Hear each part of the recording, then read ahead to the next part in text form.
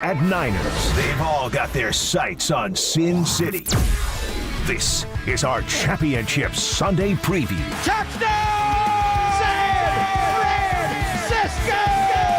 Oh, my goodness. On KNBR 104.5 and 680, the sports leader. They have 2 timeouts left. Love out of the shotgun. Deep drop. Pressured. Gets chased out to his right. Will throw on the run back. Middle. It is intercepted. Go down, Dre Greenlaw. Running back the other way. Secure the ball. He'll run back the other way. They're trying to strip it from him. Big play, Dre. Goes down. Green Bay has 2 timeouts left, but the 49ers have the football. That's how the last one ended. What are we going to see on Sunday? Dieter Kurtenbach hanging out with you until 2 p.m. We're going to talk championship weekend. And specifically, we're going to talk 49ers and Lions. I'm talking like 99.7%. Shout out Nick Bosa. Let's just get right into it. There's a lot of ways we could take this show. There's only one right way. And that's your way. 808-KNBR is the number. You can also chime in, text line, joining us on YouTube or Twitch. Get up in those comments. Be the troll that you can be. We're going to take them all. Because, again, the only right way to do this is your way. But in the meantime, I'll just come out and say it. I'm taking the Niners, and I'm taking them big. This is not to disparage or underrate or overlook the Detroit Lions. There are a lot of quality components to a football team that the Detroit Lions have. And there is certainly a world in which the Detroit Lions go to the Super Bowl. I didn't think I would ever live in that world, and I don't think I'll live in that world. But that is a world that exists because there is quality to be had in Honolulu Blue. But there's so much more quality with these San Francisco 49ers. First and foremost, you got to say, home team, NFC Championship game, I like the sound of that. I like where that is going for San Francisco. And I should also note, I'm not going to make Levi Stadium out to be a fortress of sound. We know what Detroit has done inside Ford Field. That's a dome. It gets somewhat of an advantage in terms of bouncing the sound around. They're amped up. They're going. It has helped the Lions in their 2 playoff games. There's no question about it. That is a legitimate home field advantage. And I think home field advantage is often just simply not having to get on a plane, being able to spend time with your family, not having to worry about going into a silent count, things like that. Home field advantage when you have a crowd that is just raucous and loud behind you, that's an extra boost. I'm not sure that's going to be there for the 49ers on Sunday, and that's no big deal because here's what I know will not be there for certain. Tightness. I watched the Buffalo Bills play the Kansas City Chiefs the other day. It was a great game. We all, I think, enjoyed that game. Maybe not McCole Hartman, but that's a different story for a different day. And in Buffalo, you got Jason Kelce not wearing a shirt. They're cutting to Taylor Swift every 30 seconds. It's cold. It's nasty. It's no fun to be out playing in Buffalo, New York in January. And you would think that would be a pretty significant home field advantage because those fans are insane. These are people with a death wish. They're not only standing out there shirtless, chest painted, all that, they're jumping through flaming tables before the game. Buffalo, New York gets after it. They don't have much else to get after. You would think that would be a home field advantage, but I found it to be the opposite because Kansas City knows how to play in the cold. They've handled that time. They played in the 4th coldest game in NFL history the week before. They don't care about the cold. It's nasty in Kansas City, too. So you have that Buffalo crowd, and they got the boogeyman coming into town. Here's Patrick Mahomes. He's going to give us the business, right? Not this year, guys. This is our year. And then the second Kansas City starts doing something well, you just feel everything tighten up. And if it's cold and nasty, you tighten up even more. We all know what I'm talking about. It was no fun to be a Buffalo Bills player in that game because once the crowd starts tightening up, there's no way you're loosening them up. There's no way that you're going to get them back on your side because what's in their head is, here we go again. Oh, no, this was supposed to be the year The magical run is coming to, here we go again. And that doubt becomes the primary thought. And I know for a fact that will not happen on Sunday at Levi's Stadium. Now, it is unquestionably a pressure-filled game for the San Francisco 49ers. This is the year, right? This has to be the year. You do not build a team like this and be okay with second place in the NFC, especially when you're playing the Detroit Lions. Come on now. You're losing to another juggernaut team, so be it. But you are the king of the NFC. You need to take the crown at home. And so if Detroit comes out, they got the offensive firepower, man. Don't get me. Gibbs and Montgomery is a hell of a 1-2 punch in the backfield. Jared Goff is as accurate as any quarterback under certain situations, and he's got weapons on the outside. You like George Kittle? Here's a Sam Laporta. You like Deebo Samuel? Here's an Amon St. Brown. Josh Reynolds, Williams, I'm not sure if they reach the Aiyuk level. Certainly not. Maybe together they do. You combine them. Hey, there's a Frankenstein Aiyuk for you. All I'm saying is if you're ranking weaponry in the NFC, it's San Francisco 1, unquestionably. And I think Detroit is a pretty clear number 2. I have a hard time looking around the rest of the NFC and saying I like those weapons more. Shouts to Philadelphia. I get what you're doing in Dallas. Y'all ain't playing anymore, and I think there's a reason why. When you're talking about weapons, Amon St. Brown is awesome. Awesome. Gibbs is going to have a big game for the Lions. So if Detroit comes out, they want the ball, they're going to score, they get the ball first, they go to the end zone. Here's what I don't think will happen. Here's what I know won't happen. I don't think Niners fans are going to tighten up. In some ways, playing like crap, and let's be clear, the 49ers in a lot of ways played like crap last week against the Green Bay Packers. That might be a good thing for the 49ers, all things considered, because the crowd has already looked death in the eye. The 49ers have already seen their demise right in front of them. Brock Purdy goes into the huddle and says, this is it. The time is now. Trent Williams is looking around the huddle saying, we might never do this again. They knew it was all or nothing on that final drive, and they came through with flying colors. An incredible drive. Brock Purdy was incredible. The skill players were incredible. Trent Williams was incredible. Offensive line was incredible. A great drive.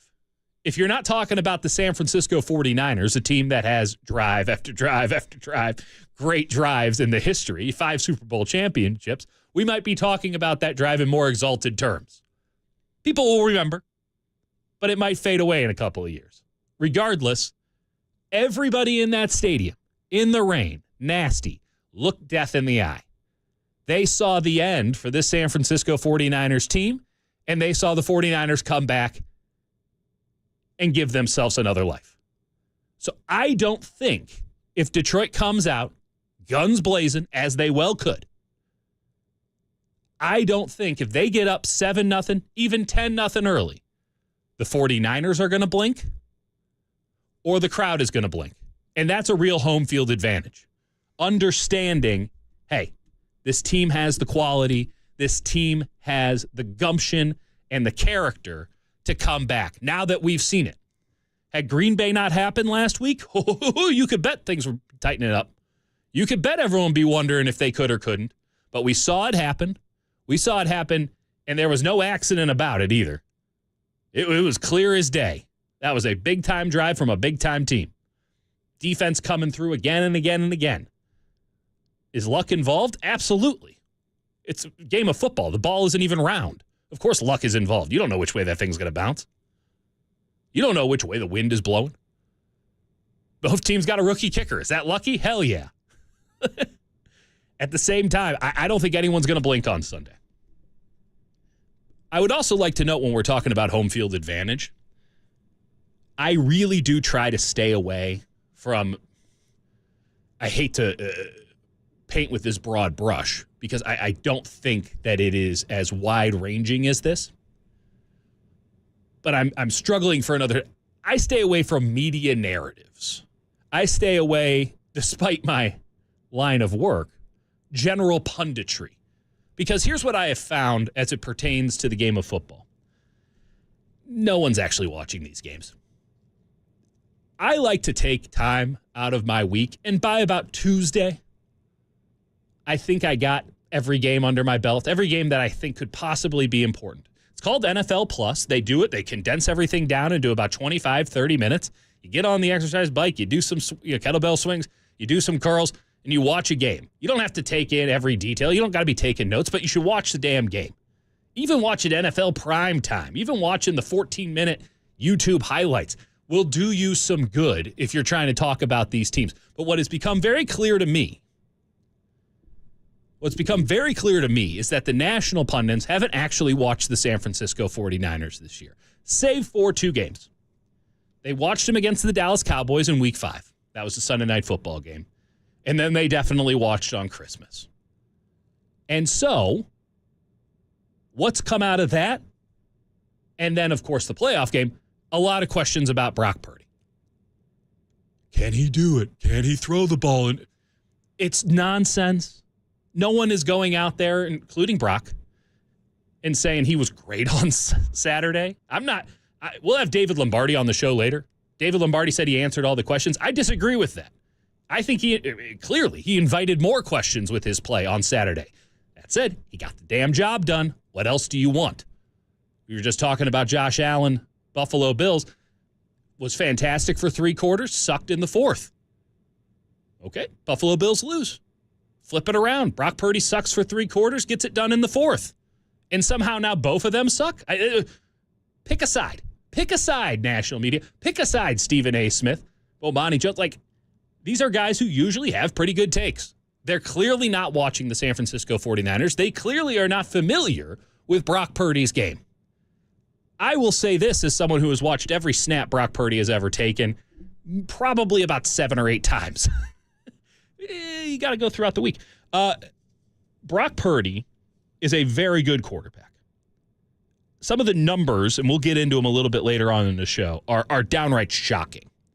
And this is not front-runnerism or beating up on weak teams. This is legitimately awesome stuff that if this guy was a 5th-round pick, we wouldn't be so down on him. Again, we is the wrong term, but so many people wouldn't be so down on him.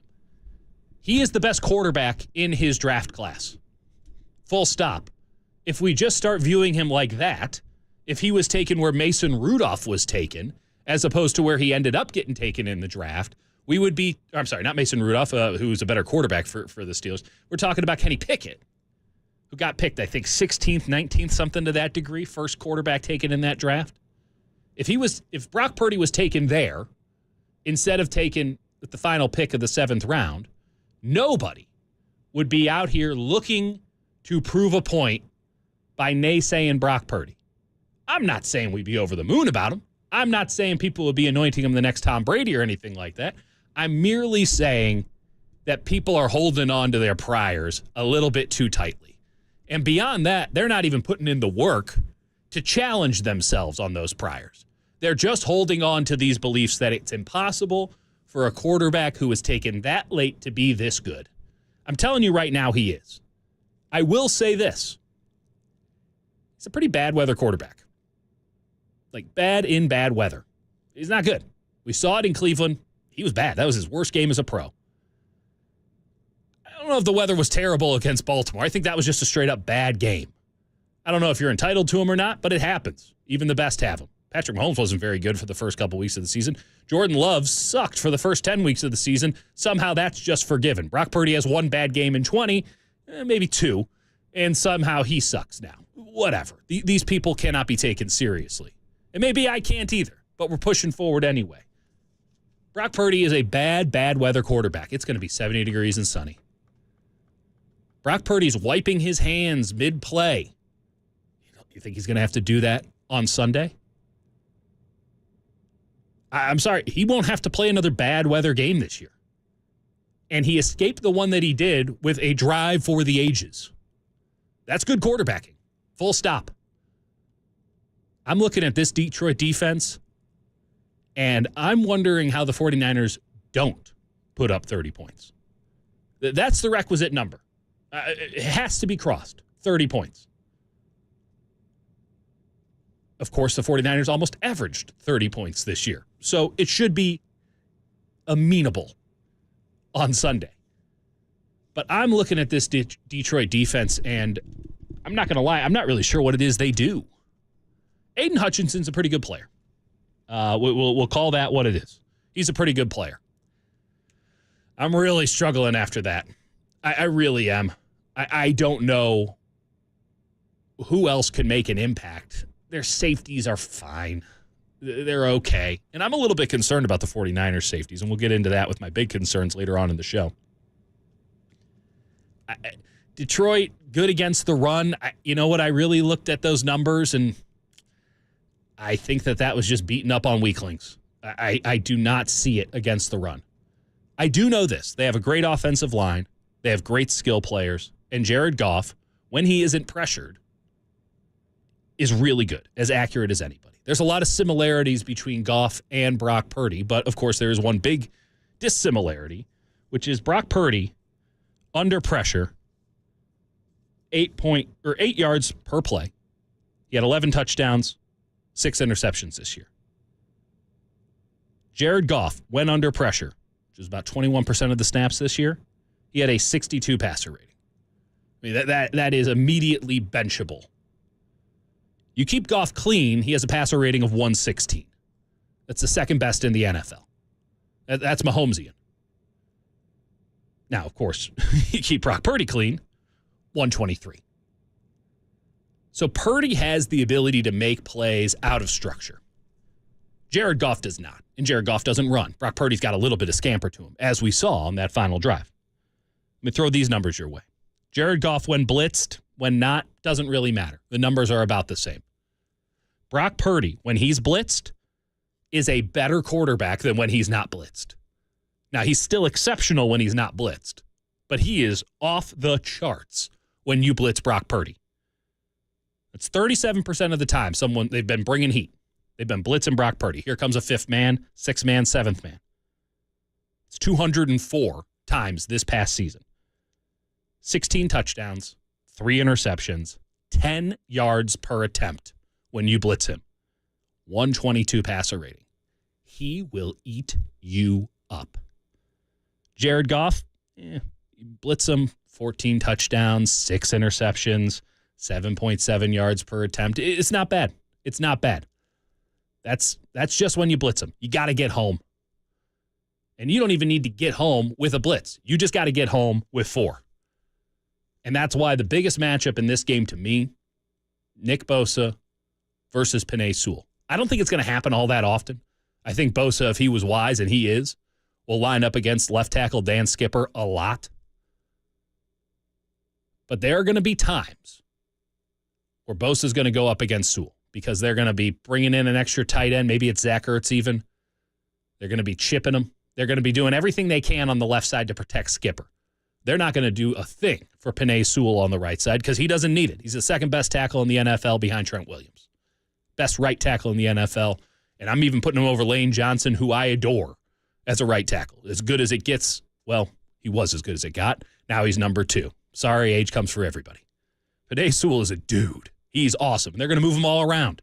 And it's going to be fun to watch from a neutral perspective. He is the man. The best player on that team. Same way we talk about Trent Williams, they got to talk about Penei Sewell. And there are going to be times that Nick Bosa is lined up against Penei Sewell. And we got to be clear about this. Nick Bosa, 5 quarterback pressures in the last game, but before that, it had not been going great. It had gotten pretty quiet. Now, this is a guy who still had over 100 pressures on the year. This is still a player of the highest caliber. This is still a guy who I don't think had a bad game this year. Even when he wasn't getting to the quarterback, he was making big impacts in the run game. And he's going to have to do that again in the NFC Championship game as well because he can't give up that edge trying to get to the quarterback. He's got to maintain the edge, especially when you consider if Randy Gregory's playing on the other side, the next edge he sets will be his first. So Chase Young, you got one job. Set the damn edge. And if you can't do it, I know the next guy ain't going to, which means they're going to be running to that side time and time and time again. This is basic 101 7th grade football stuff, but you got to get it right, especially in a big game. Nick Bosa is fantastic. Nick Bosa has to be an impact player for the San Francisco 49ers. I'm not telling you anything you don't know. But when he goes up against Penei Sewell, drop what you're doing and watch the right side of the offensive line, the left side of the defensive line, because that is as good as it will get. One of the great pleasures I have in this job is being able to go to 49ers training camp, being able to watch the 1v1s. And I'm not talking about the full 11-on-11 stuff. I'm talking about defensive line versus offensive line, one-on-one. Let's get after it.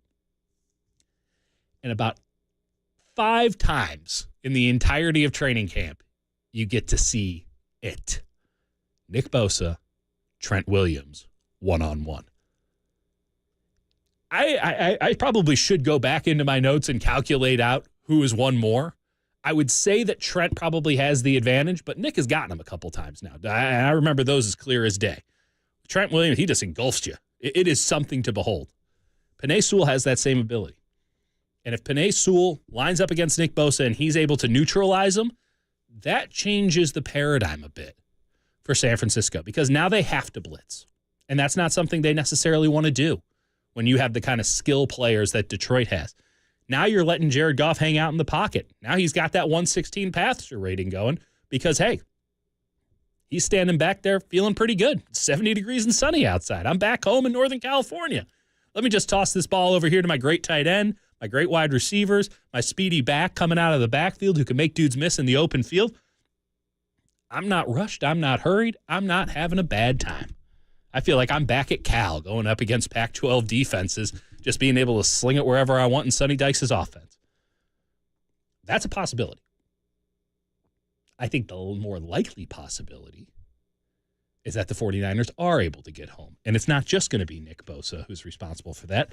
I point you to the 49ers' $84 million man, Javon Hargrave. Now, Ragnow, the Detroit center, he's banged up. He rolled over his knee in the last game. I don't know how he came back into that game looking at the injury. I'm no doctor, but I do know that knees don't go that way. He comes back in. He's a very good center. I don't know if he's Creed Humphrey level center. I don't know if he's Jason Kelce level center, but he's very good. He's certainly someone who is considered for the Pro Bowl year in and year out. They really adore him in Detroit because he's a tough SOB. And he gets them in the right formations, in the right positions. They got their coverages. He keeps Jared Goff clean more than he probably should. But he's going into this game. You can't trust that he's going to be able to anchor. You just can't. He's got to play because the backup is just awful comparatively. You have to just take your shot with a player of that caliber at a position of that importance. But there's some big question marks there. I believe their left guard is out for this game too. The middle is begging to be exploited. And as we've known from watching Peyton Manning and Tom Brady for 20 years, where do immobile quarterbacks hate to get pressure from? The middle. So we're talking about the gravedigger Javon Hargrave. We're talking about Eric Armstead needing to get up the field. I only saw it a couple of times against Green Bay. It was a pretty mediocre game for Eric Armstead. I'll give him the benefit of the doubt considering the layoff that he had. But I'm going to need something from a Kevin Givens. And I'm going to need Javon Kinlaw for the first time to just hold his damn ground in the run game and maybe get upfield a little bit in the pass game. It would just do wonders for the San Francisco 49ers if they could get 10 good snaps out of Kinlaw. Because otherwise they're going to be whatever number of snaps he gets, 10, 20, 40, those will be his final snaps with the 49ers. He's done after this year. Go out with a flourish, young man. Pressure up the middle. Nick Bosa doing work. How about some Chase Young in our life? It's been a minute. I have not been very critical of Chase Young because I didn't come in with high expectations. And by the way, I'll be very critical of Randy Gregory because I'm watching him. I don't get it. I just don't get it. I don't even know how you play him at this point. I don't know what he's done. Full stop. Because he doesn't set the edge and he doesn't get to the quarterback. So Chase Young is leaps and bounds better because every now and again he'll do something. But this is a guy with the kind of talent, at least at one point. Maybe it never came with him to San Francisco. Maybe he lost it in those knee surgeries. But this is the kind of guy with the talent to take advantage of a one-on-one and make some havoc in the Detroit backfield. He's got to set the edge first and foremost. He's got to be great against the run. Let Nick Bosa go hunting. You just do the solid job on the outside. At the same time, you're going to get opportunities against Detroit, no matter what. Every team, but especially Detroit. You're going to get opportunities where you're one-on-one. You got Dan Skipper in front of you. No offense to Dan Skipper. He's been doing it a long time, but you should be able to cook him. You should be able to cook him. Let's see if Chase Young can, because otherwise I'm going to need some guys that we haven't seen this year coming on in. I'm going to need to see the kid out of Georgia, Beal.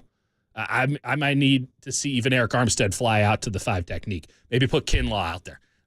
Because if they can't take advantage of the opportunities, Randy Gregory, which I'm not holding my breath, Chase Young, who could have a big game, big opportunity for him here. If they can't take advantage of those opportunities, at least the 49ers, the least thing the 49ers can do is just establish the edge and hope that Nick Bosa doesn't get double teamed. And that's when you put him up against Sewell time and time again, because they will never throw the double team that way.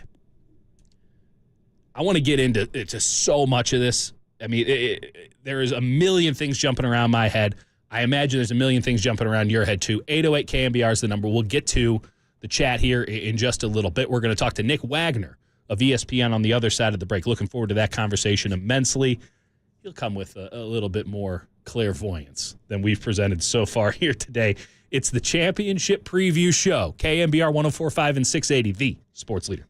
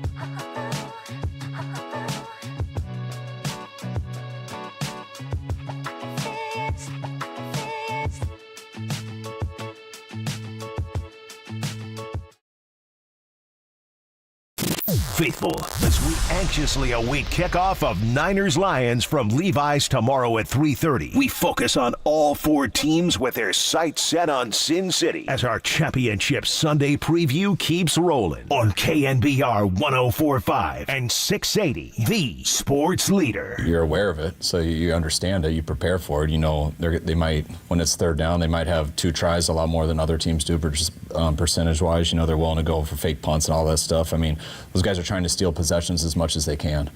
I'll tell you after the game whether it's a good thing or bad thing for us. I mean, anytime you try to steal possessions, you're also offering an opportunity to lose possessions. So those are opportunities for them, but they're also big opportunities for us too. And if you come up with more than half of them, I feel it's in our favor. That was Kyle Shanahan talking about Dan Campbell, the second most aggressive coach in the NFL. Technically, Carolina was the most aggressive team in the NFL. That didn't work out so great.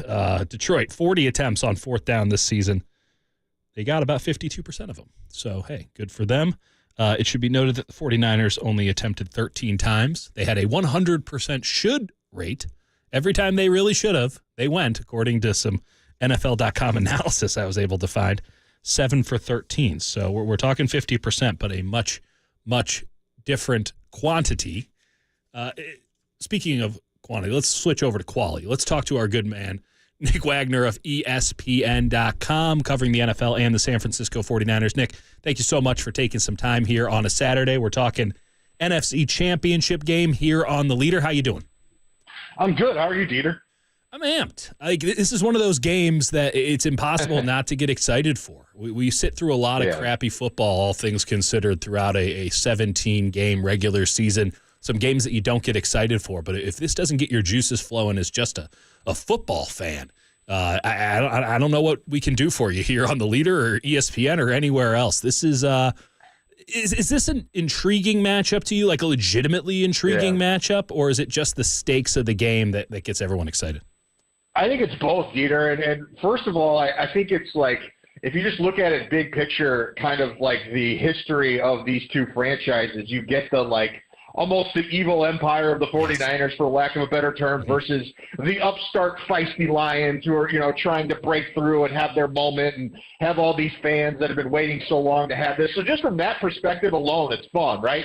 And then you get into how these teams are built, and I think it takes it to another level, because I look at the Lions they're almost like in their formative version of what the Niners have become. They're young and they're certainly talented. They don't necessarily have the veteran experience that the 49ers have, but just in the way they've been built. And I go back with Brad Holmes for about 20 years. I've known him for a long time. Their general manager, and I've always known this is what he wanted to build. I just didn't know he'd be able to do it as quickly as he has. So it's been fun to kind of watch someone who I count as a friend build a team like that and build it in the image very similar to what the 49ers have. And so I think when you add all that up, plus the stakes, like you mentioned, you have the formula for what should be a fun Sunday afternoon. The Lions' big thing is grit. You got Dan Campbell coming out when he got the job saying that he wanted to bite people's kneecaps off. They're certainly aggressive, 40 attempts on fourth down this year. They go, right? There is an inherent trust. There's a belief. And these guys are classic football players. And that's something I think we've attributed to the 49ers a lot, that these guys are, they're ready to play in December and January. They tackle great at positions that maybe you don't think should tackle. They're tough. They're fast, all this stuff. The Lions are perhaps even more so than that. There's not a guy on that team that I look at that doesn't have that sort of Dan Campbell, I'm going to fight you even after the whistle energy. Was that what Holmes wanted to build? I mean, it sounds so cliche. It sounds so like, well, of course you want guys who can play football, who are tough-minded, all that. But when you go out with that mindset, do you feel like he followed through on it to the degree that he wanted to, or is that just something that comes along with hiring Dan Campbell to rebuild a culture? I think it's a little bit of both, but you have to understand that what Brad came up in was with the Rams, and this is the bad Rams, like the St. Louis version of the Rams. And so he was able to kind of pick and choose the things that he thought were important. And in fact, I know he was behind a lot of the picks that actually turned out well for them, but he was a big, I'll just give you an example. Yeah, everyone thought it was crazy to draft a running back as early as they did when the Rams took Todd Gurley. Right. And Brad at the time was the Southeast regional scout who handled the SEC, which when you're a scout, that's the most important place to be. You want your best guy there. And Brad was very much behind, a big proponent of that Todd Gurley pick.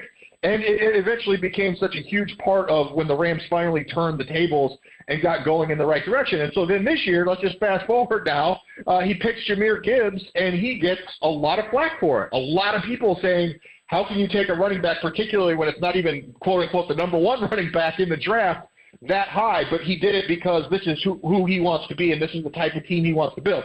Now, I'm also going to say this, Dieter. I was a little surprised when Brad got that job that Dan Campbell was the guy that they paired with him. I didn't know a ton about Dan Campbell, and I just wondered if it was going to be a good match, because you just never know how some of these things are going to work out when guys get paired together where maybe they don't know each other that well. But clearly it's been a good fit. I think Brad has obviously, kind of shopped for the groceries, and Dan Campbell has been the guy who's kind of molded it all together there, and it's worked out really well for the Lions. And honestly, if I'm looking at this team, the Lions, like I said, I really believe they're just kind of in their formative years. Like, this doesn't look like a team that's going to be a flash in the pan. It looks like a team that's going to be around and be a problem for a little while. At the same time, Nick, you and I both know that this league is all about the head coach and the quarterback. You got to have those two things right. I think we can give Dan Campbell the benefit of the doubt. We'll find out a lot more about him once this game is over on Sunday, because as well as the Lions have played in the two playoff games, this is a really big one now, and we're going to find out if that aggression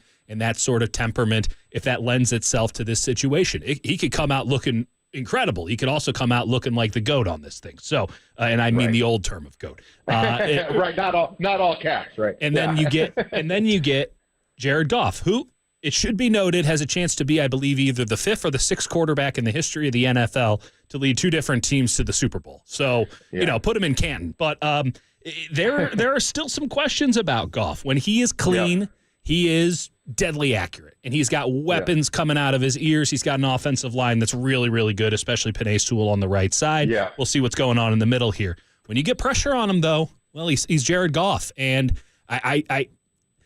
I wonder what you've seen as someone who has followed Jared Goff's entire career. I want your perspective on this. Like, is he any different than the L.A. Jared Goff that Nick Bosa said he was basically earlier this week? He's still L.A. Jared Goff, or has he taken his game to another level? I do think he's better than the Jared Goff we used to see. But I also will say this: like, people forget, and it's easy to forget based on the way Jared Goff's time ended in Los Angeles. They forget how good he was when everything around him was really good. And True. Jared Goff went to a Super Bowl with the Rams. And that year he went to the Super Bowl, he had Todd Gurley, who was one of the – I think he was Offensive Player of the Year that year, if my memory serves. He was a legit correctly. MVP candidate, and he probably should have.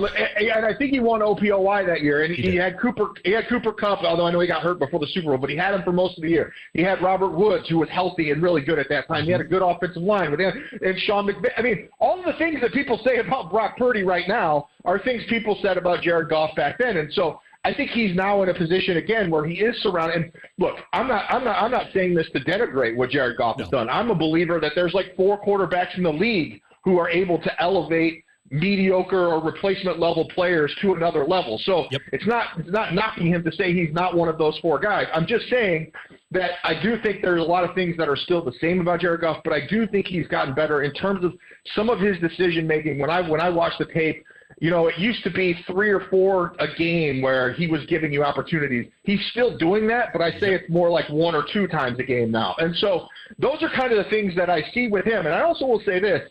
Maybe it's just a coincidence, but, Dieter, as trained journalists, we are told not to believe in coincidence, right? No, sir. No such thing. When I watch the Lions play in a dome, and then when I watch the Lions play outdoors, Jared Goff just doesn't look like the same quarterback, and it doesn't have anything to do with weather necessarily. I watched 4 Lions games this week, and they go to Baltimore and just get destroyed. Now Baltimore's obviously very good, but the weather was fine, and he was not good in that game. And so I don't know if there's just something about having the fast track of a dome with some of the speed that he has on his team with guys like Gibbs and St. Brown and those guys, but I don't know what it is. He just hasn't been quite the same. And then you factor in the struggles he's had against the 49ers in the past. I think that anytime you're playing a Shanahan-style offense, which Ben Johnson undoubtedly runs, if you have off-ball linebackers, you have a chance to create some havoc for the opposing quarterback. Now, you need to, like you mentioned, you got to get pressure on him.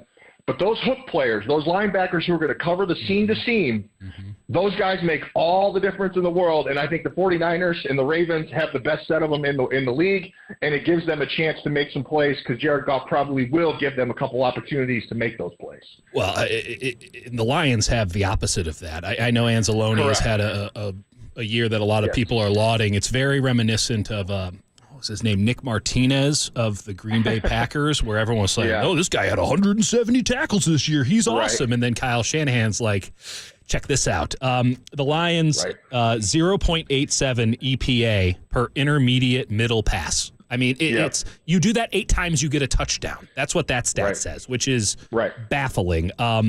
It does feel as if this Lions defense, outside of Aiden Hutchinson, I'm just going to be blunt about this. I don't know what they're doing. Like, I have no idea what their defense is. It's chaotic, but not in, like, the Dallas Cowboys, we're bringing it from every direction. You're never – like, I don't know if they know what they're doing, Nick. And watching that and then watching – well, Brock Purdy, didn't have a great first 3.5 quarters, but it's going to be 72 and sunny. Like, it's not going to be a bad weather game for Brock. He's not going to have to wipe his hand mid-play. Right. Like, I feel like Brock – if Baker Mayfield can go for 350, I wonder what Brock can go for.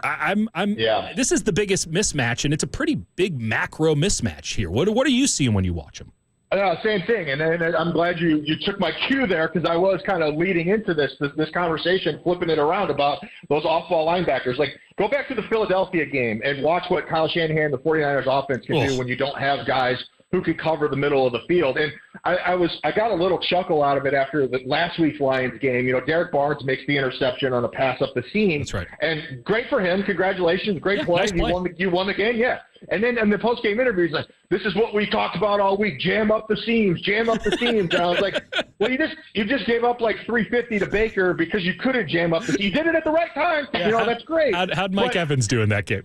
Right. But the difference is now – I'm sure that's what they're going to want to do, but having that as part of your game plan and then having the guys who are able to do it consistently throughout the course of the game, particularly against this group of weapons, is a whole different task. That's a whole different order. And I think for me, a lot of this game just comes down to that. Can they defend the middle of the field? Can they tackle? The Lions were really good this year in terms of yards after contact. So that's very good that way. Not as good in terms of yards after the catch. And a lot of that correlates to what we're talking about here, where if they can keep the ball in front of them on short passes or in the run game, they're good at bringing you down. But if you get into that intermediate level and beyond, there's room to run, and it's tough for those guys. So I do think it's a big mismatch. I do think there's a big opportunity for Brock Purdy there. It's not breaking new ground to say they have to take care of the ball, but if they do, I think there's a lot of opportunity for the Niners to put up some points in this game. And we know, obviously, CMC in the backfield. I think Brandon Aiyuk has a huge opportunity here against these Lions corners, which if you don't like the Lions defense, then you absolutely hate the Lions corners. I mean, Sutton in particular, it's a tough scene. And we watch Ambry Thomas every week, so we know tough scenes. And I guess my question is, Deebo Samuel is not going to be on the injury report. We know that Deebo, in and of himself, can be a scheme. You mentioned the Philadelphia game. Case in point. Just give it to Deebo, 3 yards past the line of scrimmage, let the man do the rest. That would be a pretty good game plan if you trust that Deebo Samuel can play the whole game. Are you buying that he's totally clear to go? I am, yeah. I know he's going to play, but do you think he'll be the full Deebo? No, I mean, it's hard to say until he actually takes the hit, right? But I do think they're going into this game with the idea that there's no limitations and restrictions, and that comes from not only asking Kyle Shanahan directly on the record, but talking to people around that building that, Deebo has gotten to a place where he's in a really good spot. And, you see him on the podium yesterday saying, being asked how he's going to protect himself, and he says, I ain't protecting nothing, and saying it with conviction, like Deebo will give you the real now. That's, people say what they want about him as a quote, but he will give you what he is thinking 100%. And so I do think he's going to be available at full speed. Now, if that holds up over the course of the game, once he takes some hits, I don't know if there's anyone that can predict or control that. But I do think to your point though, that the guys who are really poised to eat in this game, I mean, everybody is based on what we just said about the defense, but I think Christian McCaffrey in the passing game in particular has a chance. A lot of those choice routes and things that they like to run with him. And they did that. They did that weird thing against Green Bay where he stayed in the backfield, stayed like 5 yards behind the line of scrimmage, but was moved out wide. That was a new thing. That's got to be something that they were almost looking forward to using in a game like this. Well, and they like using that motion because it basically you have the same personnel on the field, but it changes what the look is. So if the defense is thinking that you're in, you're in a trip set or whatever, and with a tight end, and then your running back bumps out, all of a sudden you're an empty, and it changes the rules of what the defense is expecting to do on that play. So they like that. But I think that's a favorable matchup anytime they can get McCaffrey one-on-one with one of those linebackers. I do think the Lions are pretty good at safety. They have 3 guys who are pretty solid players. Not great, but solid players. But those linebackers, I just got to think that they're going to try to take advantage of whoever they can get isolated on those linebackers, whether that's Kittle, whether that's McCaffrey. I think there's a lot of opportunity. Even Juszczyk could make a big catch or two in a game like this. So, I think that's ultimately probably going to be more of an Aiyuk, Kittle, McCaffrey game, but I also think that Debo, I wouldn't be shocked if he provides them a big play or two to jumpstart this thing. It just speaks to the quality of the 49ers offense. All you got to do is find one of those dudes, and they're probably good enough to win you a game. When I look at the Detroit offense, we mentioned Goff. Obviously, that's the most important position. But this, no offense to Philadelphia or even Dallas, but this has to be the second best group of weapons in the NFC. And in particular, you mentioned Gibbs. This has to be his kind of game, right? He's the outside the tackles guy. The knock that I had on the Lions when watching their last 5 was they're pretty predictable in the run game. Montgomery's in, they're going up the middle. Gibbs is in, who the hell knows? But with the 49ers' weakness outside tackle on the run, and I don't know if it's a full-on, glaring, oh my God weakness, but of their weaknesses, that is one. It feels like this has to be a Gibbs game, and I think that really then makes it a Diamador Lenore game because they have to be a nickel most of this game, right? Like, I don't think you get a lot of Oren Burks as the Sam linebacker in this contest, no? Well, yeah, absolutely. And the Lions, they do have a fullback. They don't use him a ton, but they also only have one really healthy tight end right now. He's a good one. I shouldn't say healthy. His knee's banged up. But Laporta's a little banged up, but he's a good player. I got to think they're going to be in a lot of 3-wide stuff. And the thing is, I asked Steve Wilks about it this week because when I asked Nick Bosa about the run game issues that they've had in recent weeks, and he said, last week we were really disappointed because we were just struggling to defend simple crack tosses, like things that we should be able to handle. And, a lot of kind of outside expectation was like, well, they're struggling to set the edge, right? The defensive ends aren't necessarily doing it. And there was a couple examples of that. But what Steve Wilks said that I thought was interesting was he said, actually, it's less about that and more about us getting vertical. Like our linebackers and our safeties and those guys are going out too wide in some of those situations, and they need to be able to get north and south and come up and fit better in the run game that way. So I do think it's been a point of emphasis for them this week. And for me personally, the game comes down to this. Can the 49ers slow down the Lions' run game? Because if I'm Detroit, even for as talented as that offense is and as many points as they can put on the board, my game plan in this game is trying to pound the run game and shorten it. And as few possessions as possible for the 49ers, try to keep it close and hope that we can get a takeaway or something and win the game. That would be my approach. And I have to think that's how they're thinking. So I do think the Niners are thinking that that's how Detroit is thinking too, because even when you asked about Goff this week, a lot of times you would hear Goff is good, he's playing well, but we know it starts with the run game because a lot of the things that Goff does well spins off of that. Do you feel like the 49ers run defense can get back to where it was? Where would I say it was really good? Like pretty early on in the season, obviously, and then I think anything preceding Arizona was quality. Like it does feel like they got a little tired at the end. It's defense. They already knew the division was more or less in hand. Like it does feel like they can ramp it up a significant level, or maybe that's just wishful thinking. What do you see with the run defense in particular? Yeah, I mean, I think a lot of it comes down to, how healthy is Aiyuk Armstead? And, using the word healthy is, I guess, a relative term for him because, when you're dealing with plantar fascia, it's not something that just goes away. You're just kind of managing it. But I did think he looked pretty good on tape last week, especially for a guy who hadn't played in over a month. But I think that's a big key to it. And then, it's a small thing, at least on paper, but losing Cleveland Ferrell was not a small issue for the 49ers. Because not in the least bit. For two reasons. First of all, he's an excellent edge setter against the run. It's why he starts, because he plays against the run. Number two, that guy plays so hard. Yep. I mean, there are so many times if you turn on a tape where you see him, even if he's not getting to the ball, he's like the guy who's going to be next in if the ball carrier gets tackled on that play.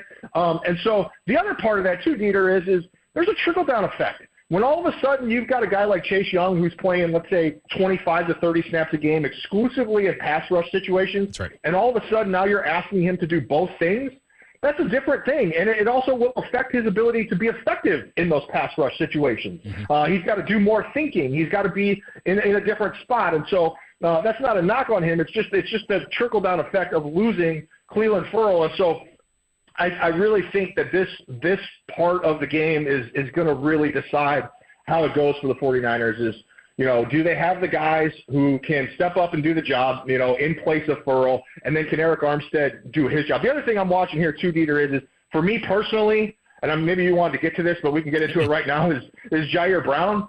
Yes. I think Jair Brown is more of a physical tone-setting type of safety who fits in this game better than maybe last week. And I would argue last week. What was up with last week? I've talked to everybody about it, and I think that they were just scared that he was going to be too aggressive, overshoot his lines, and that they would get hit over the top. But, I don't know, man. They put in a guy to stop the run, and he blew two major tackles in one-on-one situations. Yeah, from my understanding, the thinking was, first of all, let's take it back. The last game that Jair Brown had played before that was the Ravens game, and he did not play well in that game. So that was part of the thinking. The other thing was when you add on to that he hadn't played in about a month, they were concerned with that. And then, like you said, I think there was concern of hey, this is a rookie, this is a big stage, he hasn't been here before. Let's not put him in a position where he could make a game-breaking mistake. And I asked Kyle Shanahan about it after the game, and he said, and that's kind of what he said. He said, Logan's been here, we trust him. We had Jair ready. If something went wrong with Logan, Jair said he was going to get sprinkled in, and he said they must have forgot about me. And my counter to that argument was do it the other way around. Let Jair Brown start, and if he struggles, have Logan Ryan, because that's what they've done, right? That's what it's been all year. And also, if your concern is that Jair Brown hasn't had playoff experience, well, guess what? There's only one way to get it. You got to play. Yeah, the stage of the divisional round is too big, but we'll be fine in the NFC Championship game. Yeah, and I do think that just the way this game lays out, given the amount of 3, 4, 5 receiver sets that the Packers like to use, that they felt like Logan Ryan was a little bit more reliable in the pass game. But I think when they're looking at this game, they probably see Jair Brown as a little bit better fit, particularly in the run game, which I think is going to be, kind of their top priority. So we'll see. I mean, I'm not making any prediction on who's going to start, but I do think we'll see more Jair Brown, which we almost have to based on last week. But I think that's how it's playing out. So those are all kind of the factors. Super long-winded way of answering your question about them getting back to stopping the run. But I do think they have the pieces in place, and we have seen it, Dieter. You mentioned, that Philadelphia game.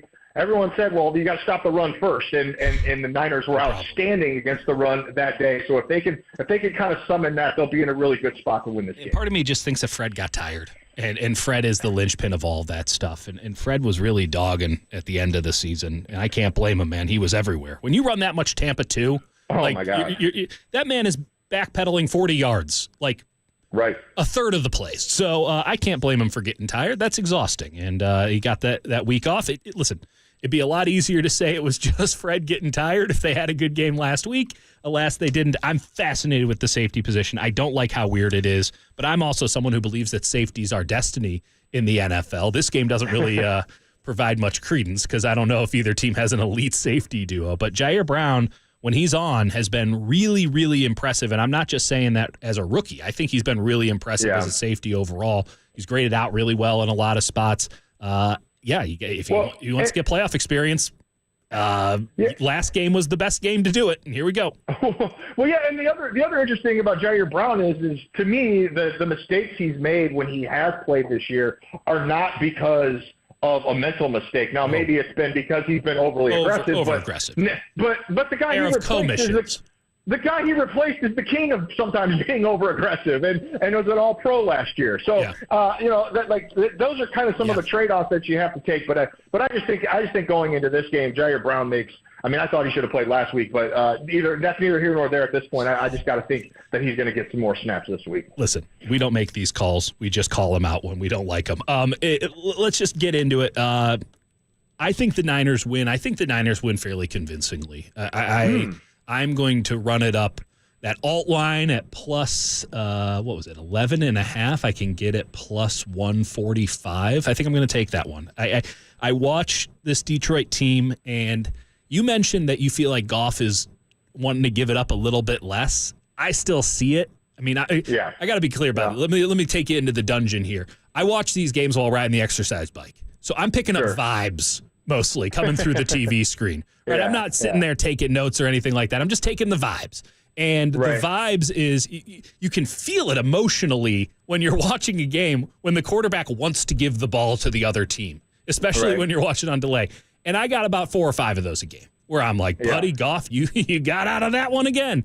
He's begging to throw 2-3 interceptions in this game, just the same way that Jordan Love was doing it too. I think the Niners win handily. I think Brock goes for over 300. I think Aiyuk has a big game. I think Kittle touches the ball like 8 times. And I don't know if he gets big yardage, but I think he just eats him up over the middle.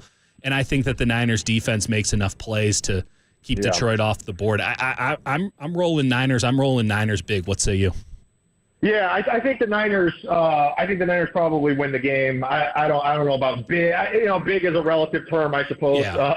I'm saying they're covering, baby, and it's already a touchdown spread. Yeah. I mean, I think something like 10-14 probably makes sense. It comes down to this for me, Dieter. First of all, as long as the Niners take care of the ball, which they've done a really good job of for most of the year, and that's not breaking ground. I realize the turnover battle is key in every game, but there's maybe a bigger correlation with the Niners than any other team in the league when it comes to that, because if they don't turn, and some of that too, Dieter, let's be real clear here. You talk about Goff giving you some opportunities. Hell, the difference in the last game was both teams had opportunities, and the Niners squeezed theirs and the Packers didn't, right? That's right. So in the Niners, I trust a little bit more to squeeze those opportunities than the Lions, just based on their track record of doing it, leading the league or tied for the lead in interceptions. The other thing is, I just have trouble seeing the Niners not scoring at least 24 plus. Oh, yeah. I mean, it's probably more than that. Yeah, it's probably more than that. But I only use 24, a lower 20 number, because they haven't lost a game this year when they've scored. I think it's 21 or more. So it might be. I think that's right. I think all their losses. I know the 3 There's a lot of 17s.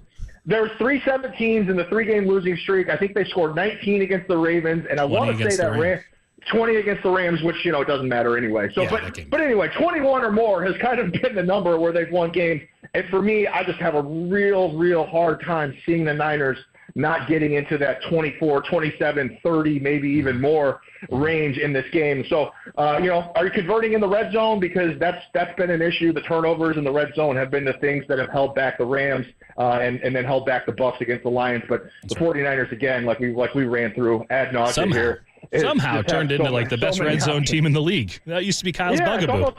It's almost like he's got a crap load of options available to him. So, and a quarterback who can make something happen when things go awry. Absolutely. So that's kind of where I fall in. I think they'll do enough against the Lions' run game and take care of the ball well enough to find a way.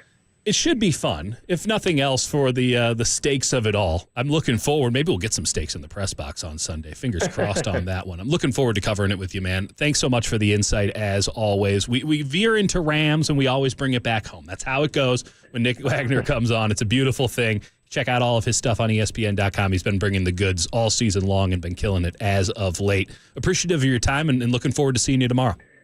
Thanks. Sounds good, dear. We'll see you then. Nick Wagner, ladies and gentlemen, the one and only. He brings it every single time. Very appreciative of Nick Wagner and his time. We cannot waste any more of yours. We got some ads we got to read. We're going to come back, David Lombardi, in about 20 or so minutes. Want to get his thoughts on Purdy, get his thoughts on Goff. That's where we're heading first and foremost. And then we're going to get into some more of these stats, and in particular, how Brandon Aiyuk can have a big game, because it hasn't been so great. There's a couple big catches against Green Bay, don't get me wrong, but this has to be a Brandon Aiyuk game. I don't care if Debo's playing or not. This has to be a Brandon Aiyuk game, and we'll get into how that can happen on Sunday in the NFC Championship game. And if you want, we'll mention Chiefs and Baltimore. I'll give you a pick on it. How about that? We're not going to get into the deep dives. We're not going to head over to Pro Football Focus or run any Python scripts on NFL.com stats or play-by-play data, but I'll give you a pick on Kansas City and Baltimore a little bit later on. David Lombardi in about 20 minutes. Dieter Kurtenbach with you until 2 on the Sports Leader. KNBR and KNBR FM, your home of San Francisco 49ers football.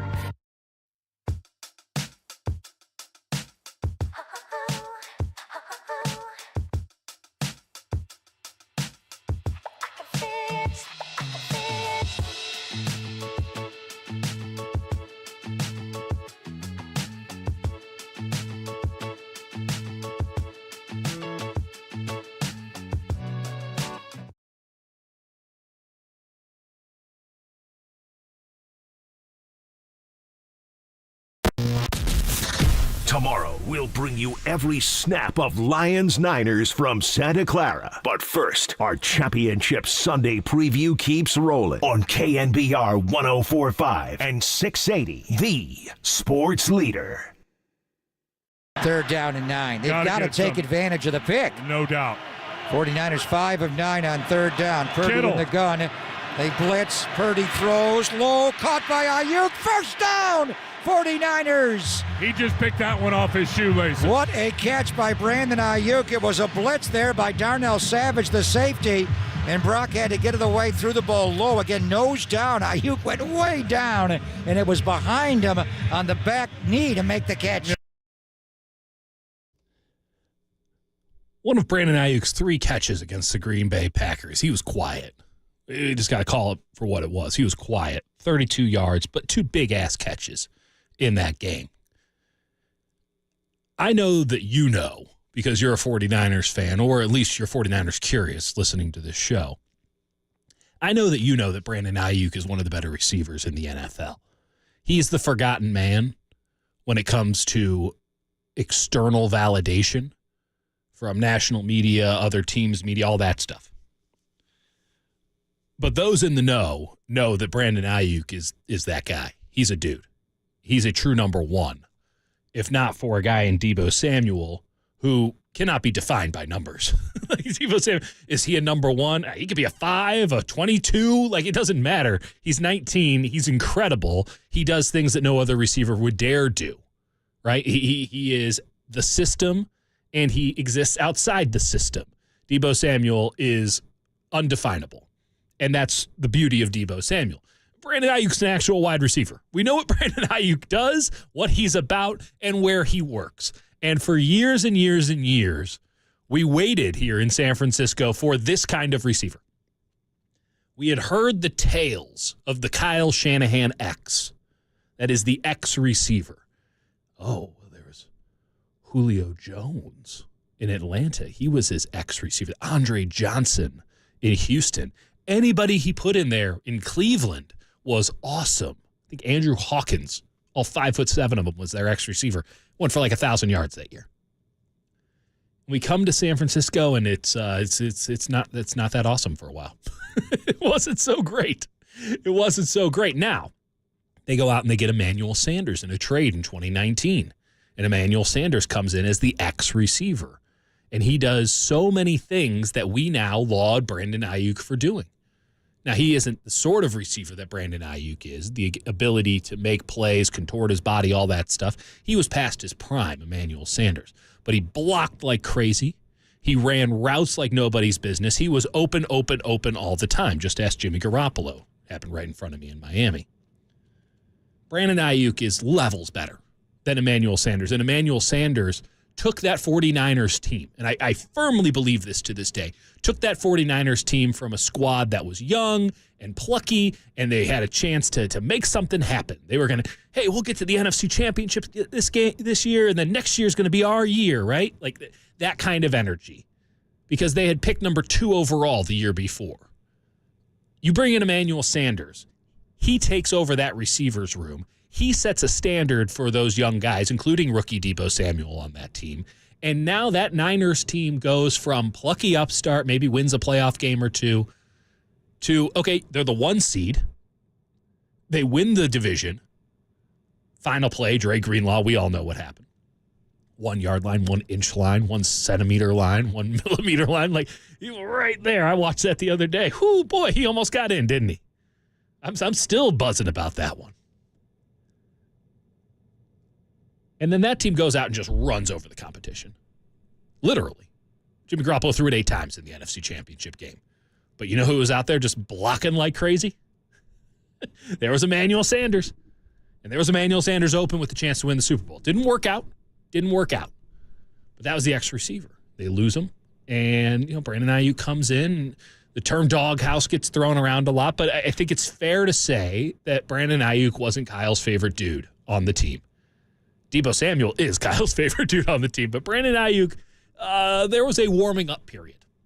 And a lot of this is Aiyuk. He is not a boisterous dude. You think about number one receivers. I think we're getting into a new age of Diva 1 receivers. We had a nice little lull there for a while, but baby, they're coming back. Stephon Diggs is going to be complaining like nobody's business next year. You think A.J. Brown got a little feisty at the end of last season? Just wait until they fire Sirianni in week 5. Oh, boy. These Diva receivers are coming out with a vengeance next year. I guarantee it. Brandon Aiyuk has no diva in him. In fact, I would like a little bit more as somebody who gets by on quotes from athletes. Anything you could do to help here, Brandon. I like Brandon. I enjoy talking to Brandon. He's a normal, down-to-earth dude who just so happens to have crazy long arms and the ability to catch any football thrown within 10 meters of him. Regardless, he didn't have a big game against Green Bay, and Green Bay should have been a big opportunity for him. He had a big game against Washington. He played about half the game against the Rams. It was fine. It feels like there's a bit of a lull here. And early this week, as we looked at the injury report and Deebo Samuel didn't practice on Wednesday, and you're wondering, man, even if he gets close, you got to have 2 different game plans, because that was the killer for the Niners against Green Bay. It's one thing to not have Deebo. That sucks no matter what. The challenge is when you build a game plan around Deebo Samuel, because he's Deebo Samuel, and that's what you do when you have him, and then you don't have him. You're talking halfway through the second quarter, your game plan goes out the window. I'm not trying to exonerate the San Francisco 49ers. What I'm saying is this is a team in Kyle Shanahan who enjoys the plan. They enjoy doing things to script, and the script got torn up, and they had to figure it out. Big ups to Brock Purdy. He did. Big ups to Brandon Aiyuk. He made a big catch. They did. They figured it out. They talked all week, the week before, right? They essentially had 3 weeks off. A lot of chatter about, we're going to go 1v1. We're going to practice really hard. Iron sharpens iron. Well, guess what? When you have all that iron and you put it out in the rain, there's a little bit of rust. And that's what we saw last week. And so I'm going to give Brandon Aiyuk the benefit of the doubt. I'm also just looking at this matchup, and I'm saying, this guy's going to eat. Let me just throw some numbers your way real quick. And I know numbers and radio don't necessarily mix, but these are, if you know what we're talking about here, and let me contextualize it here a bit. EPA, expected points added. You can be positive, you can be negative, okay? And over the course of a game, a quarterback can get up to like 10, and a running back can get you like 6 or 7. Guys like Deebo and CMC, they'll give you big numbers, right? But you could also be somebody who's taking points off the board with EPA. I've seen that happen a couple of times this season with the 49ers. It happens a lot more with teams when they play the 49ers. Regardless, an EPA of like 1 is supernatural, like unrealistic. That means that you're good for a point every time you touch the ball. And I know it's not just cut and dry, whatever, but it's massive. And if you're negative, it means you're not very good. So what you want to do is you want to be somebody who, a really good player is like 0.1, 0.2, right? And that adds up. You give them 10 touches, there you go. There's your 2 points right there. And we're talking about the NFL, so these are games of fine margins. Now, Brandon Aiyuk, very good EPA player. Brock Purdy, very good. This is number 1 offense in the NFL. They got points. There was no question that they had good EPA players. Detroit's defense, I mentioned one of these already. Their intermediate, medium passing game, so basically where the 49ers want to live in their offense, that intermediate middle of the field, 7 to 12 yards, the dig route, the hard ins, the Deebo Samuel zone, the George Kittle zone, hell, even the Brandon Aiyuk zone on certain plays. They're giving up 0.87 points every time you throw the ball there. That includes the balls that are dropped, the balls that are incomplete, the balls that are intercepted. Basically, there is a big red heat zone in the middle of the field declaring, throw the ball here. I mean, it's the biggest number I've seen. It's not the lowest in the NFL. I have to run some more numbers on this. I can't fathom how somebody is worse than that. This is saying that the Detroit linebackers, who are, Alex Anzalone is fine. The rest of them are out there. They are traffic cones. Now, sometimes, yes, traffic cone can stop traffic straight ahead. But now you're having to deal with a big 6-lane highway. Traffic cone ain't going to do squat. right? If everybody's running in between the tackles, it might not be a bad thing to have a traffic cone there. That might mess some stuff up. There's not a lot of room to move. Think about it. You just got a one-lane road. You put a traffic cone in the middle of it. Yeah, that's going to create some problems. You get the 6-lane superhighway. You put a traffic cone there. It's going to cause some problems. Don't get me wrong. Someone's going to hit that cone every now and again, but that's on them. There's a lot of room to maneuver around it. 0.87. It's absurd. That's where the 49ers live. That's them. That's if they just do what they normally do. But here's the next fun part. Some of the other numbers that this Lions defense has given up is equally absurd. Left and deep. Okay? So just think about where that is. Left and deep, which is where Brock Purdy loves to throw it. That's Brock Purdy's favorite spot. Left and deep. 0.5 point per play. Right and deep. 0.25 point per play. These are big, fat numbers, right? They don't compare to 0.87, but they're big, fat numbers. Here's the 49ers left and deep. 1.7. Left or middle and deep. 1.49. Right and deep. This is still a big number. 0.63. Where do the 49ers love to play football? They love to go over the top, and they love to hit you right down the middle, right in your face. And that is where Detroit is weakest. So, yes, Deebo Samuel, I don't know what his health is going to be. I don't know where he'll be deployed on the field, right? If they'll use him as a running back, if they'll use him as a kick returner, if they'll just keep him outside as a decoy, if they'll even play all the snaps, right? I don't know if we'll get the full Deebo experience. I hope we do because it's a spectacular sight to behold. But ultimately, you got to be careful too, especially when you look at this and you say, you don't really need Deebo Samuel to win. He'll help. It doesn't hurt. I don't see a downside to having Deebo Samuel out there outside of further injury risk, but you're playing professional football. That exists everywhere.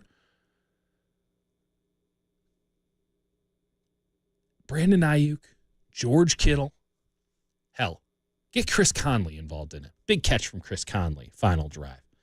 Ray McLeod had an opportunity. Didn't work out, had an opportunity. That was the play that Brock was wiping his hand. And then Ray saw the coverage, sat on it. Brock thought he was going to keep running his route, and he looked down when he was wiping his hand. It's like, oh, boy. There's a lot of complexity to this NFL offense, but also sometimes it's just like comedy of errors. That's the good offense. What the hell's going to happen with Detroit? It is imperative for the 49ers to operate with Brandon Aiyuk as a priority on Sunday. Because Brandon Aiyuk has an opportunity in this game against this defense to go for 100+. And I'm talking like maybe $150. He has big play opportunities up and down the field. You just have to draw him up right. And if you have Deebo, it makes your life that much easier. We talk all the time, Steph Curry, gravity. You know who else has gravity? Deebo Samuel. Christian McCaffrey. You got two guys where the defense is having to go cross-eyed, trying to make sure they keep both of those in their eyes line of vision at the same time. You know who gets to reap the benefits of that? Yeah, Kittle. But more than that, Brandon Aiyuk. I'm expecting a big game from BA, and if that happens, I have a very hard time believing that the San Francisco 49ers aren't going to put up the requisite amount of points they need to score to win this contest. I'm talking 30, 31. They could even go higher than that. I've watched a lot of Lions tape over the last couple of days. We certainly know what the 49ers do. There are a lot of similarities to the Detroit Lions with the Dallas Cowboys. I found it interesting that Nick consistently brought up, when we talked to Nick Wagner a couple of moments ago, consistently brought up the Philadelphia Eagles game. And there's plenty of parallels to be drawn there too. But the Detroit defense, with their level of chaos, and I don't think it's organized. I don't know what the hell they're doing, which, hey, maybe that works. Maybe that's exactly what you do with Brock Purdy. You do something that doesn't exist in any scheme, and maybe that's what messes them up. I mean, Baltimore was pretty crazy with their stuff, and it worked out pretty well for them. Maybe that's the play. But all I know is Matt Stafford went for 350 and Baker Mayfield went for 350, and I think Brock Purdy's going for 350 too. But with that Detroit defense and their chaos, what Dallas likes to do. They just like to get their dudes in space, do whatever the hell you want, make something happen. And the 49ers ripped them up. And Detroit, they have a lot more grit than Dallas, which isn't saying much because you can't divide by 0. But Detroit has a lot of similarities to the Dallas Cowboys offense too. In that, if they're playing from behind, you're asking their quarterback to make plays typically outside of structure, right? You have to extend the play. You have to make something happen when it's not immediately there. And Jared Goff, who, to his credit, has become a 2 or a 3 read quarterback in most situations, well, now you're pushing it. Because when he's in play action, he's a 1-read quarterback. The scheme is there. Here's where the ball's going. He delivers. That's fine. You got play action. You're moving around the defense. That's great. He's about a 2 or 3 read quarterback outside of play action, but you can, of course, limit that when he gets pressured. As we've seen in some of these stats, he is a barely playable player under pressure, and he's a really good quarterback when he isn't under pressure. Suffice it to say, if you're asking Jared Goff to keep holding on to the ball, wait for things to develop, maybe push it into a spot that isn't wide open, that's not going to work for you. I think Ben Johnson is a really good offensive coordinator, and I think they're going to be throwing it a lot on early downs because the Niners are probably going to try to sell out against the run. And I think there might be opportunities there for Detroit, all things considered. But if the Niners get up, the knock that we had on them, and it might still persist, they're a bit of a front runner, right? They like playing from ahead. They can stay on schedule. They can stay on script when they're ahead. When things fall off script, when they're behind, they can get it done. We've seen it. We saw it. They're a field goal miss from Jake Moody away from winning in Cleveland. They won that game against Green Bay on the biggest stage in a situation where, frankly, they probably didn't deserve to win it, all things considered. So they can get it done because Purdy has that ability to make plays out of structure, to handle the pressure, to go, But if you're letting the 49ers just play zone on the back, pin their ears down and bring a blitz every now and again for fun, and you're Jared Goff back there, it is going to be a very long day and probably a very easy day for the San Francisco 49ers. I'm not saying whoever scores first wins because we already talked about the home field advantage of nobody freaking out if the Lions go up early. And we know, again, 49ers do have the ability. It might not come through every time, but they do have the ability to come back in games. They showed that in the last one. I don't think you can scoff at it. But you can scoff at Goff if he's trailing and he's got to make something happen. Sorry, he is not a good road quarterback. He is not somebody who can make anything happen with his feet. And he's not somebody that is going to make something out of nothing. This is a guy who's played his best football. This is going to sound like a knock. I don't mean it as a knock. It's just a fact. He's played his best football with 2 of the best offensive minds in the game. Jimmy Garoppolo had the same thing going on. There's nothing wrong with that. That's the circumstance you're playing with. Congratulations. There's a lot of guys who can't get it done in those circumstances. But when you have Sean McVay in your ear up until 15 seconds left on the play clock, after which they snap the ball because why bother? And then you got Ben Johnson, who I'm shy. I guess maybe the Commanders are waiting on him. Maybe Seattle's waiting on him. I don't know. A lot of other teams are hiring guys. This guy was, everybody I know thinks that he's the number 1 option. Who knows? But there's only 2 jobs left out of 9, I think. And he doesn't have any of them yet because he's still working. So, but you got Ben Johnson who runs an awesome offense, very Shanahan-esque, all that stuff. Goff, off script, it's not good. It's not good. And that's what the 49ers need to facilitate. That's a whole team effort, including special teams, it should be noted. By the way, one note on special teams, 49ers got their ass kicked in special teams a little bit against Green Bay. A big turnover from the last time they played the Packers in the playoffs, if we remember. 49ers special teams, not so great. We're not even going to get into the kicker situation. I like Mitch Wishnowsky. He's a fine punter, but he's not changing the game for you. He's just maintaining stuff. Their coverage teams are suspect, especially with Charlie Warner having to get a little bit more of a role. They didn't even play Sam Womack, who I think is a really good special teams player. They just put him on the bench. I don't know if that happens. Special teams have been an issue for the 49ers, and it's an opportunity for a team like Detroit, who is a 7-point underdog here, That's an opportunity to chip away a couple of those points. That's an opportunity to get a possession. That's an opportunity to tighten this game up a little bit, except the Detroit special teams kind of suck too. So anybody looking for these small margins amongst all the small margins we've been talking about, anybody looking for something that Detroit can do, go 49ers, don't go looking at special teams because it ain't there. Now, we might have a different conversation in the Super Bowl, but don't go looking at special teams thinking, hey, this is where Detroit gets one over on San Francisco because, I mean, it might pan out that way. But just looking at everything I've looked at, these are two teams that don't really give a damn about the third facet of the game. And while that's depressing for many reasons, it ultimately won't be depressing when the game is over because, no one's going to lose or win on a overt macro special team sense. Someone might miss a kick, but nobody's gonna get owned in the third phase of the game, which all good coaches should pay attention to, but apparently the two coaches in the NFC Championship game don't really give a damn about. Let's talk to somebody that we do give a damn about, David Lombardi of The Athletic. He's coming up on the other side of the break. Kurtenbach talking NFC Championship game, and hell, I'll even give you an AFC pick on the other side of the break. We're with you until 2 on The Sports Leader.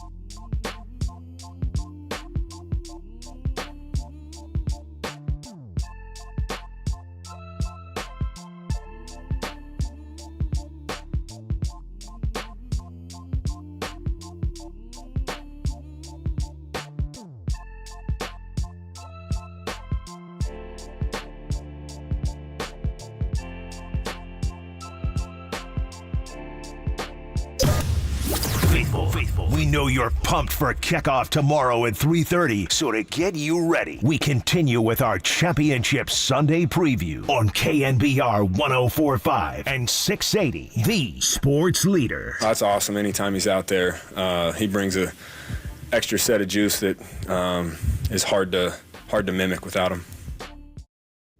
Christian McCaffrey talking about the one, the only Deebo Samuel. I think the same could be said in reverse. Luckily, the 49ers don't have to worry about missing either of them. They're going to have both of them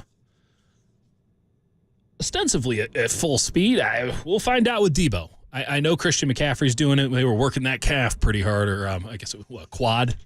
I mean, they were really working it on the sideline there. It was almost like we needed a graphic bar to cover that thing up. Regardless, he was fine. He scored 2 touchdowns, including the game winner. No issues there. And we'll see if the same can be said for Deebo Samuel tomorrow, NFC Championship game. Pre-game show starts at 11 a.m. here on The Leader. I think the pre-game show is going to be longer than the actual game if the script goes according to plan. And, boy, I'm really excited. Let's talk to our good friend David Lombardi of The Athletic about this game. David, first and foremost, how you doing on this beautiful Saturday in the city? Awesome. The sun just came out about an hour ago, and I don't think that it was in the forecast today. So today was supposed to be cloudy, so I'm pretty happy about the sun. It is in the forecast tomorrow, and I just keep on looking at this weather, and I'm thinking this is going to be a fast, dry track for January, especially for an outdoor game in January. You don't expect 70 degrees, and then it hadn't rained in a few days, and it's not going to rain between now and kickoff. So I think that this is going to be something that's in the advantage of both offenses, because we saw both quarterbacks last week struggle with the wet football. But you look at the Lions; they're way better in the dome than they are outside, or in outside. Just anywhere that's not a dome.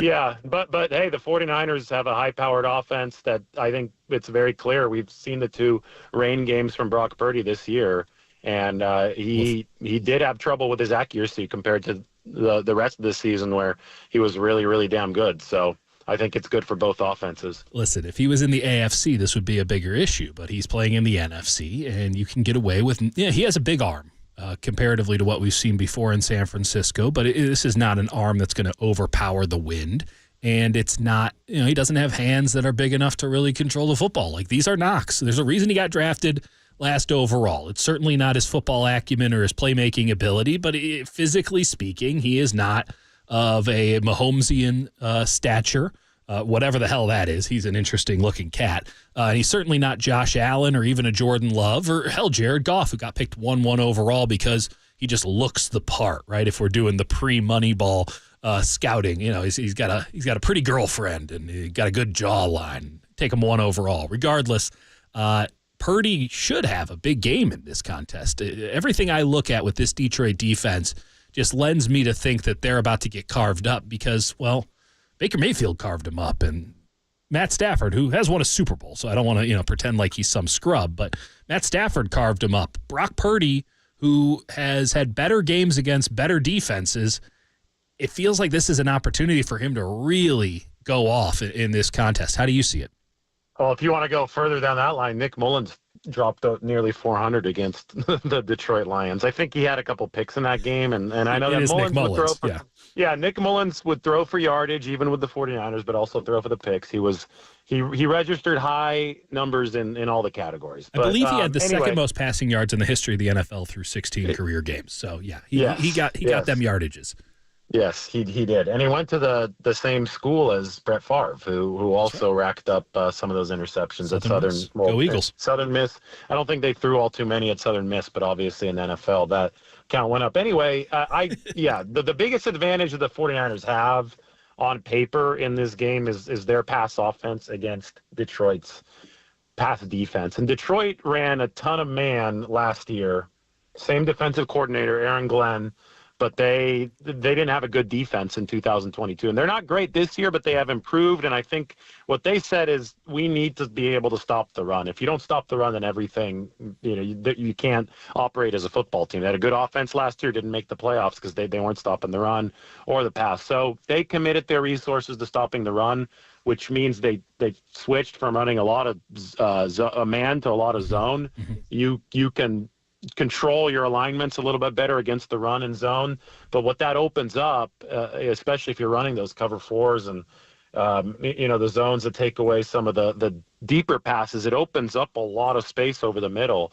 And teams have attacked them there, and that's why they've given up all this yardage, especially over the past 4 or 5 weeks. And as we know, Brock Purdy's been really good at targeting the middle of the field, whether it be to the boundaries or just the intermediate section of the field is what I want to say, not the middle. Yeah. Yes. So the intermediate 10 to 20-yard section, Detroit's been very vulnerable there, and the 49ers have been really good there. And I think that Detroit is not going to change what brought them to the NFC Championship game. They're going to continue to say, let's play some zone. Let's make sure we stop the run. They're the number 1 run defense in the NFL. That's great.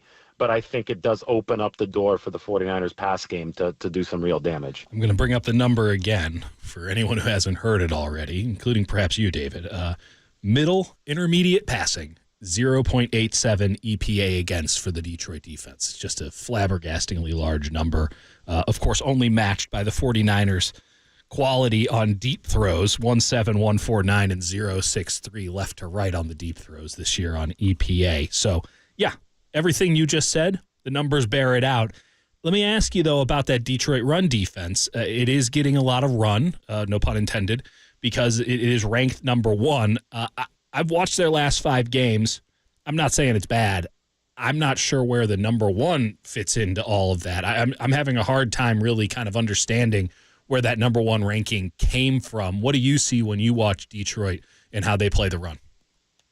Well, I think that, they've been more successful this season as a team, and they've controlled games or at least stayed in games, and it just when you control the game flow when you're ahead, then typically you're in better leverage and better position to stop opposing rushing attacks. You're just playing downhill. That's right. So that's all part of complementary football. So I think that's benefited the Lions.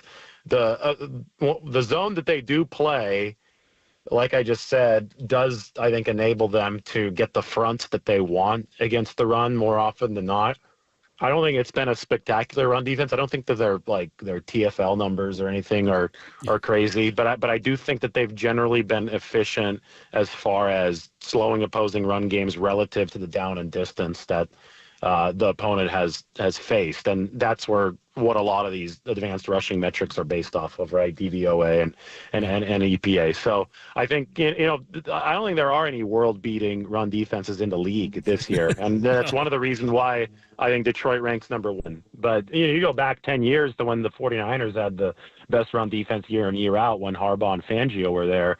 I mean, it was hard to pick up 2 yards, right? But I don't think that exists in the NFL. I think the league has definitely gotten softer up front, and as it's this weird give and take as teams have. We saw the evolution into the spread era offensively. Mm-hmm. Teams kind of forgot how to defend the run, and I think the 49ers and Shanahan found a comparative advantage, and they said, hey, we're going to run the ball because these teams forgot how to play the run. So the art of run defense is not what it used to be, and maybe we'll see a swing of the pendulum back in that direction.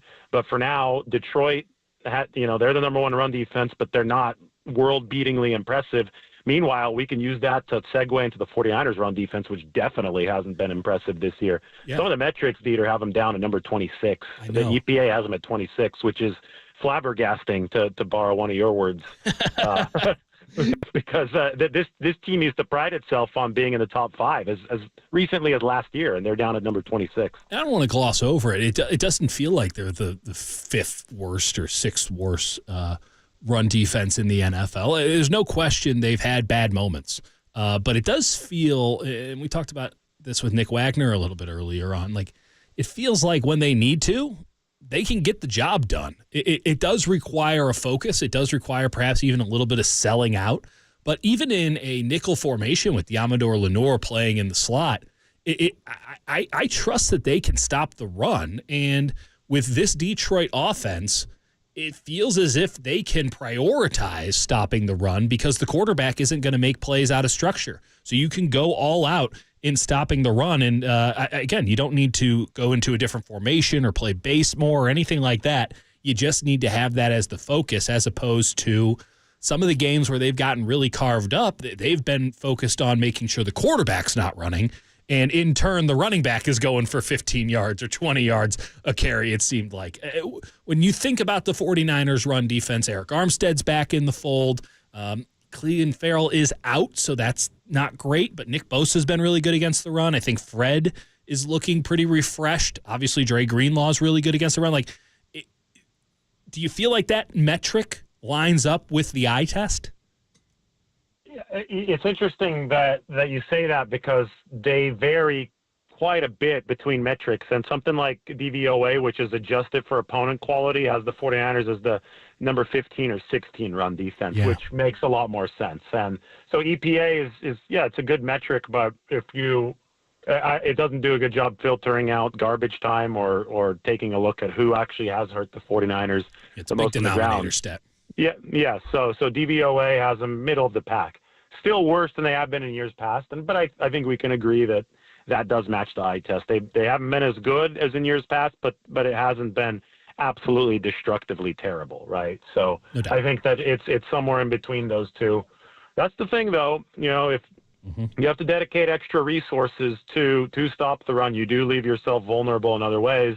That being said, I agree. I mean, Jared Goff and his lack of mobility, that's something that the 49ers have feasted on in the past. He's only beaten them 3 times, and he used to be in their division with a much better roster. And it was in 2017 and 2018 when he did have this significantly better roster that Jared Goff got those 3 wins. But ever since 2018, when the 49ers picked up Nick Bosa and that defensive line turned the corner, they have owned Jared Goff's quarterback teams. And that includes a game with the Lions. That was the first game that Dan Campbell coached and the first game that Jared Goff played in Detroit in 2021.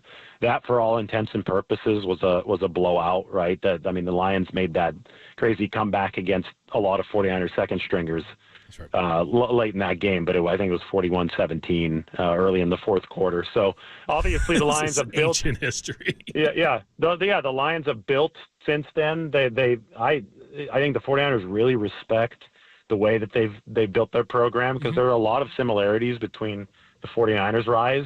Remember, year 3 was the big year for the 49ers in 2019. Year 3 for the Lions is proving to be the big year. So they can run the football, though. And we talk about the 49ers run defense. Jahmyr Gibbs, he looks like a rocket out on that field. He's awesome. That's true. That's 4.3 speed. Some guys say they run a 4.3 or measured at 4.3. A lot of guys say and you watch him play. Yeah, exactly. That guy runs a 4.3. You look at the tape, and that guy runs a 4.3.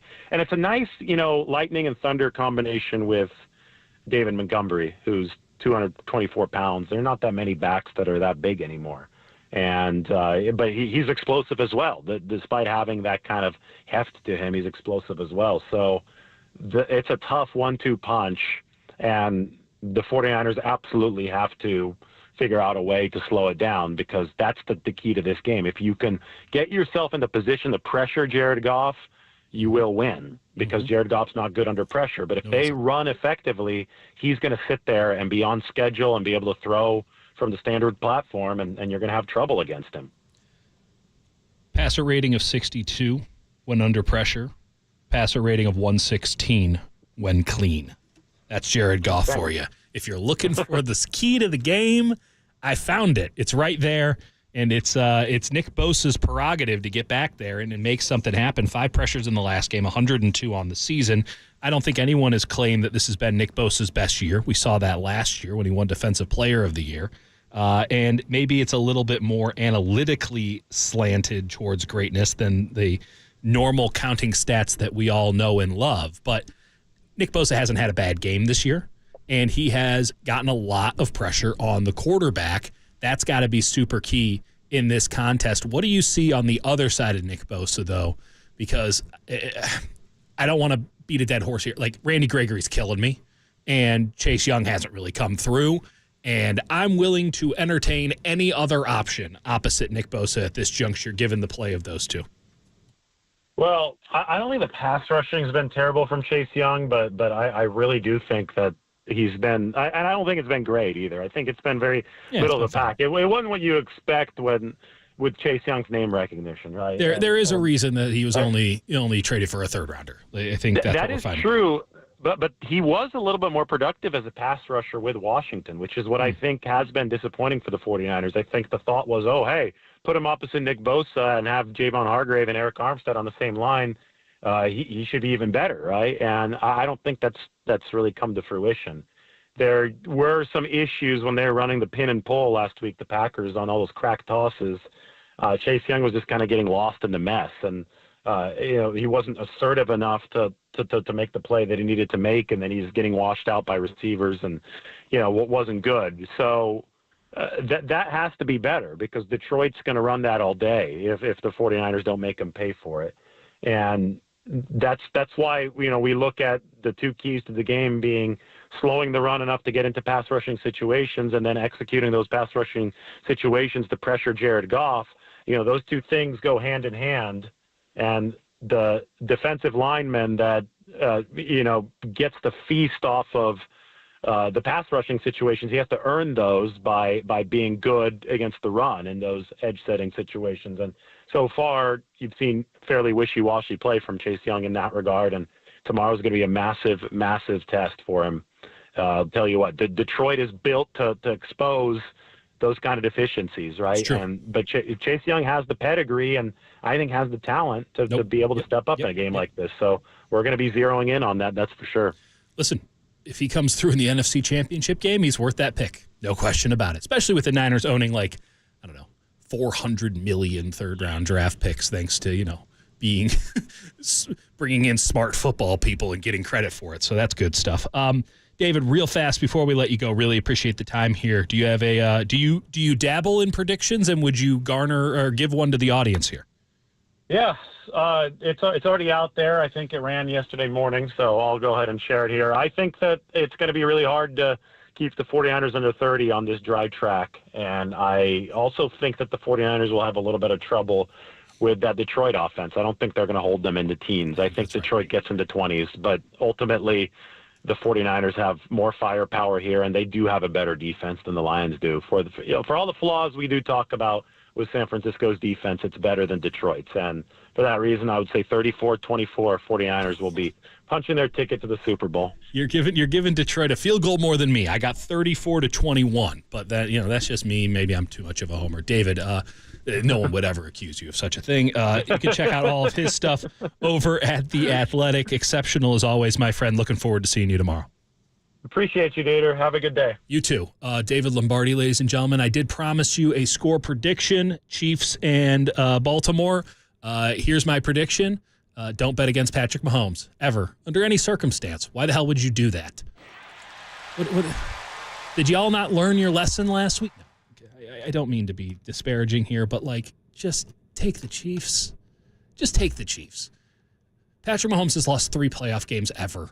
One of them was in overtime. He didn't even see the field. I don't think he saw the field in that game. The other 2 were to Tom Brady. Those are his 3 playoff losses. I think Baltimore's an exceptional football team. They don't have Patrick Mahomes. There's my AFC Championship prediction. I'm taking the 49ers 34-21. For all the reasons we've listed off over the last couple of hours, I do think Detroit gets theirs. They might even get theirs early. But Jared Goff, under pressure, 62.9 passer rating. Jared Goff, when clean, 116. I think the 49ers sell out. They are able to slow down the run. We talked about this game having some similarities to that Week 5 game against Dallas. There's going to be even more similarities that we're going to be drawing to the time they played the Green Bay Packers at Lambeau Field. The times they've played the Packers in the playoffs with Aaron Rodgers. Just get that pressure in his face and he'll throw you the game. And I think that the gap between these two teams is pretty significant talent-wise, especially with Deebo Samuel being in the contest. Brock Purdy's going big tomorrow. Brandon Aiyuk's going big tomorrow. George Kittle's going big tomorrow. I don't know if Deebo Samuel even needs to show up. Take the day off, young man. You earned it. And I think the 49ers defense gets it done just enough as Jared Goff throws not 1, not 2, but 3 interceptions amid a couple of touchdowns. No doubt about it. Amon-Ra St. Brown might have a nice big game. But I think that the 49ers just too much quality. And I think they're heading to Las Vegas and the Super Bowl where they'll play in a rematch. The Kansas City Chiefs. And I like the Niners there. I do. We'll be talking about 2 games against Tom Brady, that 1 game in overtime, and then, oh yeah, he played that guy, Brock Purdy. This is going to be a blast tomorrow. This was a blast for the last 2 hours. Let's thank my man, Rafael Corral, for running it all. Excellent work as always. Great to be back with you, my man. Tomorrow, the pregame show starts at 11. I expect all of you to be there at 11. The pregame show, the quality of the pregame show tomorrow is going to be off the charts. I'm expecting the game's quality to be off the charts tomorrow. This show was off the charts. Thanks to everybody for tuning in, checking in, letting us know what you're all about. 49ers win tomorrow, and if not, you never heard me. Never heard me say that. No, I really do think they win tomorrow. Looking forward to it immensely. You're listening to 104.5 and 680, the sports leader.